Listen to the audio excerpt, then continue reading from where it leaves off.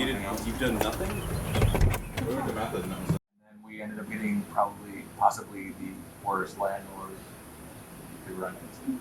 Yeah. Like who bought this place? He just bought a couple weeks ago too, so we're waiting They to see. closed, I think, last week. Does he want to get you out?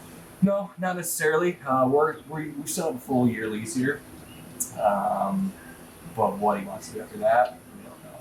And our rent is What he's going to raise our cheaper than rent anything you can imagine. Like imagine it and then like cut it in half again, and that's where it's at. Maybe a little more. Yeah, cut it lower than that. Like whatever you think, you're already 4 or 5 times too high. So he's gonna jack the prices up. We've been here for a handful of years. We've actually cleaned the space up a lot. There was like some walls. There was storage from there's apartment units above us. There was storage from like filthy inhabitants in these kind of. Well, this was like a basement storage area. Yeah, and it was just like filled. It looks like a sweet amount of space though. It's like downstairs. And you got lucky that it's like smooth concrete and not like. Yeah, I mean, what is it? About 1,500 square feet. Probably close. Yeah. Maybe a little more. Unfortunately, pillars right in the way that Of everything. prevent us from getting an auto ever. Like the measurements like just too tight, and then the electrical running in the building were very limited. So single phase only, and then we're tight on space. So so our other partner, he's the designer. He painted that on there, and a lot of our branded merch stuff is his designs. Collab stuff. Sample rack of sample stuff, also all this stuff you printed down here. Yeah. And I mean, we're not good about saving samples. We should save a lot more. But yeah, all the stuff we printed down here. This one you actually might dig. This one.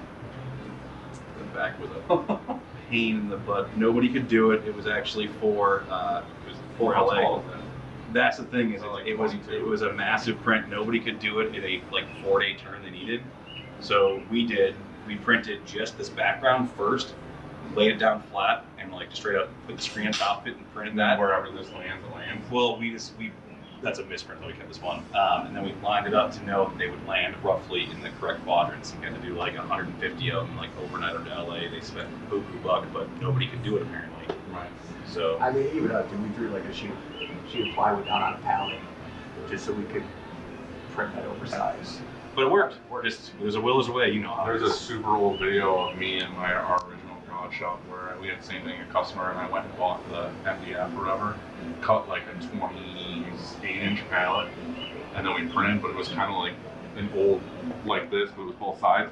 And I had an employee just stand on the back the whole time, so the press didn't flip over. That's amazing. Because you were pulling so hard for so long, and then the press would want to tip. So every time I printed, he just was literally standing there, and he'd be like, Holy like cow. that was all day. This is my station. Printavo station? Yep. I had to do a podcast earlier, then a bunch of other Printavo work. This is actually kind of fun. This is the print that like started our company.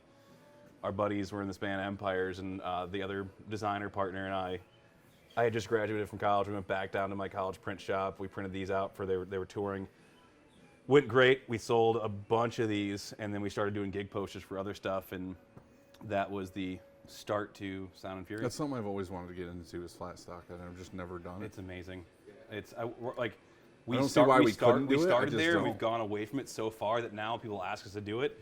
Like we don't have the setup for it anymore. So now it's like I want to, but I don't have. There's also no money in it, which is the other hard part. Like you have to do it. Like it's a passion project. It is. It definitely is. I mean, there's shops that like just do that do make money on it, But they're the ones that get all the the big like stuff. the big stuff, right? They're doing like Mondo and everything, and it's like beautiful prints that it take you years and years to get like talented enough to do. Yep. Yeah. So like you're not gonna get that kind of work being like I made my own table. I mean, we did for years. Like that's all we did for the first couple of years is that we had tables that we built. We were doing stuff for Metro, which is a Chicago venue. Bands would come through. They'd give us a week, and that week I had 2 days to design something. The band and Metro had to approve it, and then I had the rest of the week to print 100 posters and then deliver them and cut them all down. And they would give me $200 for 100 finished goods with the design. Yeah, this is Mike's build right here too, which is It's awesome. It's perfect. $250, I think, total. Yeah, something like that. Was this just a shower sink? Yep, we got a second one down there as a shelf. Perfect. Nice and easy. But yeah, this room is what we actually started renting when we rented the space. Just this room? This is where we were doing the poster prints when we moved out of. We had too many mosquitoes in a bunch of prints we were doing in Mike's garage. Like literally, we did 100 posters and like 3 didn't have mosquitoes. The rest had like 9 each. That's So custom. we had to go somewhere else. Very much. And this is where we did everything. We rented this space and had like it set up over here. Now it's obviously just our screen room. But yeah, started there. That's a sweet idea. Mm-hmm. What do you have anything in the drawers? Yeah, I mean, Like, could you keep like On those, certain no. specific tags or something? in there? we used to. We don't have that many that we're doing now. We're screen printing most of our tags anyways. But we used to keep the tags right in there. I mean, we've got like other supplies, parchment paper, It's just things nice like to be that. able to move it around. All right there with us. So, like the foils That and one. stuffs are right there. So tools. So yeah, keep it all. We got this from this company that went out of business, and they just gave it to us. Tell me about your sound good. ink wall. It's a wall of ink. I think I nailed that one. Good job. Yeah. Was there any other question? What are you guys using for? Are you? do you Dude, have, like, so I'm a mixing system? mishmash of shit because I got so much for free. Like just shops that were like going out of business or closing, like I would just scoop their ink. Sometimes I would like do like conversions, like if I could take your ink out of your shop and put in the ink I was selling. I just we'll did give that you a with all of our discount. Wilflex. I just had somebody come get it. Right. And a lot of times it ends up at somebody else's shop. Right. And I would be that shop for a long time. So like we've got a mishmash of like basically Poly 1 or Avient now, right? Obviously we're definitely big fans of Monarch, so our white's already Monarch. We got a couple Monarch colors, but I've got so much ink here. This whole I just didn't want it to fall. Yeah. This whole wall is all plastisol. And then this is the water base wall. And then obviously we've got the big mixing, the actual fives back here Were too. those all givens too? Yeah. I was And, like, gonna and say, so man, I that's an investment to be like. emptied those, so we have the hand versions, like the actual like what we're grabbing versions. But we've got these giant fives over there too. So We'll get there mixing. eventually. mixing system stuff.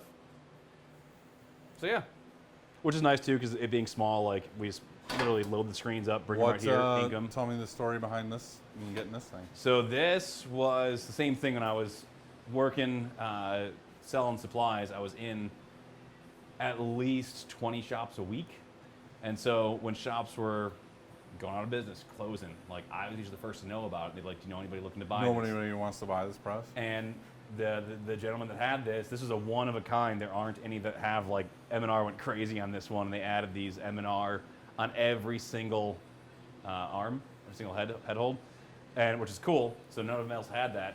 They sold to them as a special. I'm not sure. Something was worked out between I think Rich Hoffman and the owner of this company that was running this press.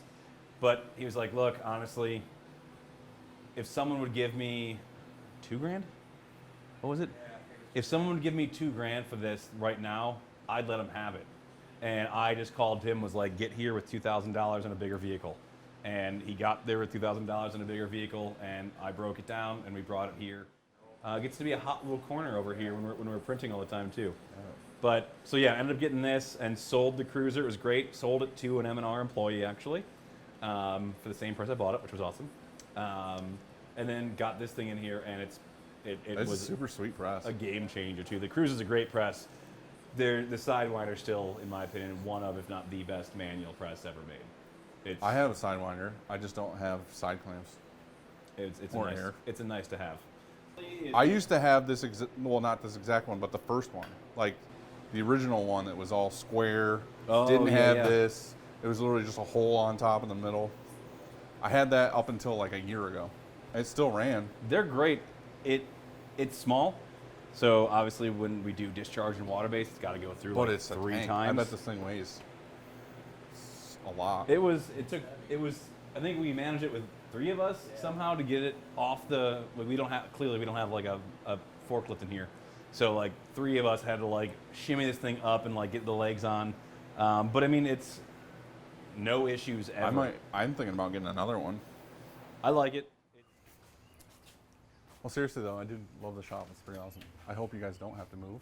Thanks. I hope we don't have to move too. Use the right door. Oh.